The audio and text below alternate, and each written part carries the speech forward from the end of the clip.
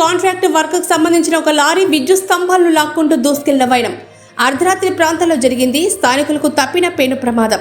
ఆ సమయంలో కొన్ని ట్రాన్స్ఫార్మర్లు పేలడం కూడా జరిగింది. స్థానికులకు రాత్రంతా విద్యుత్ అంతరాయం కలిగింది.